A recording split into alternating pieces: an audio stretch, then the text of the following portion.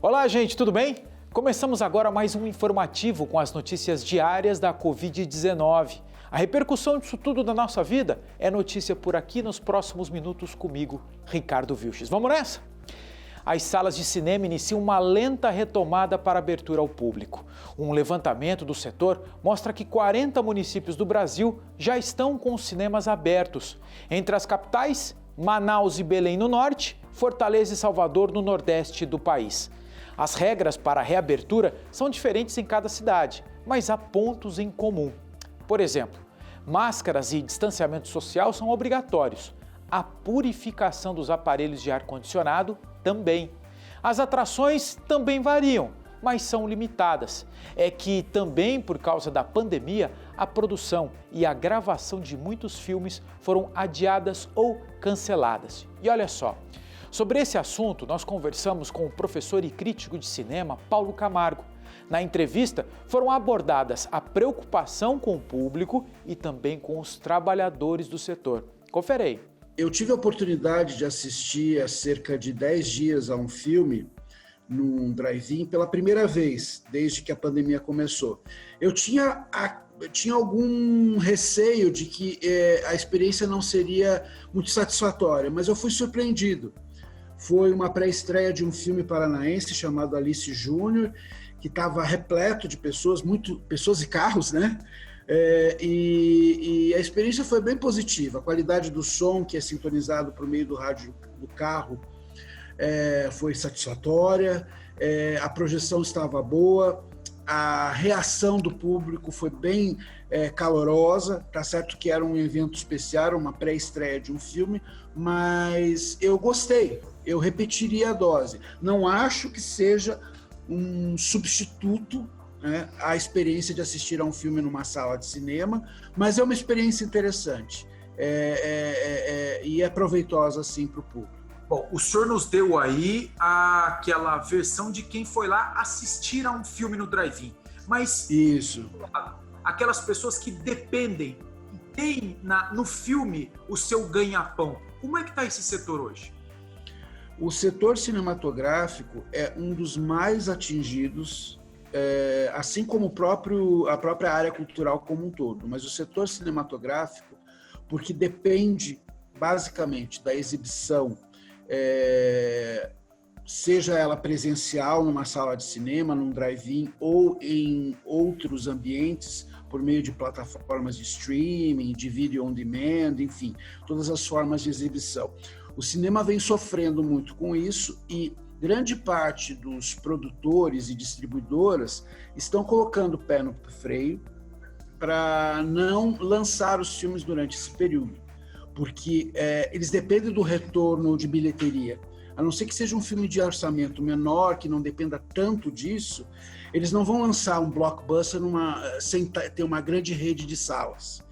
Então, nesses últimos meses, somente um filme lá, o Tenet, do Christopher Nolan, foi lançado no mercado internacional. Ele está em exibição há algumas semanas na Europa e nos Estados Unidos, num circuito reduzido, mas a bilheteria dele vai ser, já estimadamente, em torno de 1/3 do que seria se tivesse sido lançado em circunstâncias normais. Esse filme não foi lançado no Brasil, porque no Brasil não foi dada autorização para a reabertura dos cinemas. Nessa hora também a gente começa a se perguntar como é que vai ser, como é que essa pandemia vai afetar outros setores ligados à cultura.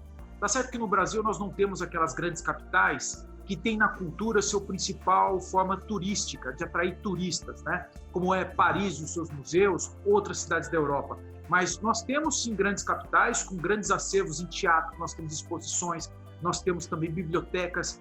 Como é que esse setor vai se virar? Esse público, esses profissionais já estão pensando para saber o que vai ser o dia de amanhã? É claro que tudo isso está sendo planejado, né? Por uma questão de saúde pública, né? Mas essa reabertura desses espaços será muito lenta e gradual. Por exemplo, no Paraná, todos os museus estão fechados. Os museus de Curitiba estão todos fechados. O único que tem alguma previsão de reabertura é o Museu Oscar Niemeyer, porque ele tem grandes instalações que se assemelham a um shopping e dão a possibilidade de distanciamento social.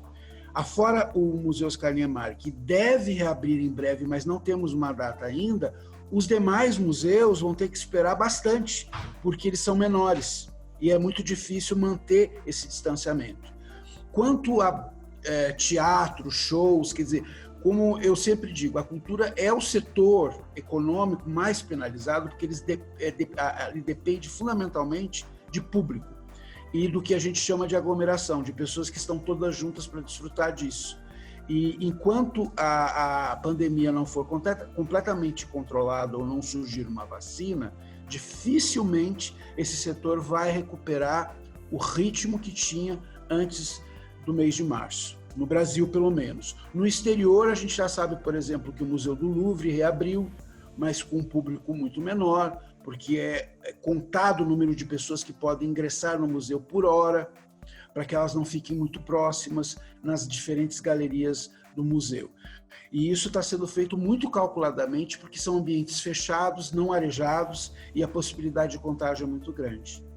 Mais um laboratório começa a fazer testes de vacinas no Brasil contra a Covid-19. É o quarto desde o início da pandemia. Agora é um laboratório belga, ligado a Johnson & Johnson, que fez a parceria com o governo do Distrito Federal. 800 voluntários de Brasília receberão as doses na fase conhecida como teste em massa. As duas primeiras fases foram realizadas na Europa. O teste de vacinação começa no dia 1º de outubro. Os pesquisadores do laboratório e também do Hospital Universitário de Brasília farão o acompanhamento durante 3 meses. Só depois desse período é que a pesquisa será levada para a avaliação da Anvisa para a liberação. Mas já há um anúncio de vacina para o mês que vem. É a elaborada pelo laboratório chinês Sinovac, em parceria com o Instituto Butantan de São Paulo. O governador João Dória informou que as primeiras 5 milhões de doses chegarão no estado para distribuição no mês que vem. E ao longo de outubro, há aquela expectativa de distribuição de outras 46 milhões de doses. E nunca é demais lembrar, hein? O protocolo para atendimento aos suspeitos de contaminação mudou. Agora, quando apresentar os sintomas, mesmo os mais leves, é preciso procurar uma unidade de saúde. Entre esses sintomas mais comuns estão a perda do olfato, do paladar, a dor de cabeça, febre e também tosse. Acompanhe as explicações do Ministério da Saúde para essas alterações. Nós aprendemos ao longo da pandemia que ao aguardar em casa os pacientes chegam aos hospitais em quadros clínicos mais agravados e que em alguns casos dificulta a reversão do seu estado clínico. Ele evolui para a UTI muito rapidamente. O tratamento precoce, no entanto, tem uma resposta mais assertiva, evitando a piora do paciente e diminuindo a necessidade do uso de respiradores ou ventiladores pulmonares. Este boletim informativo termina por aqui, mas você já sabe, né? Ao longo da programação nós voltaremos trazendo mais notícias a respeito das consequências dessa pandemia para todos nós. Combinado? Então, até daqui a pouco.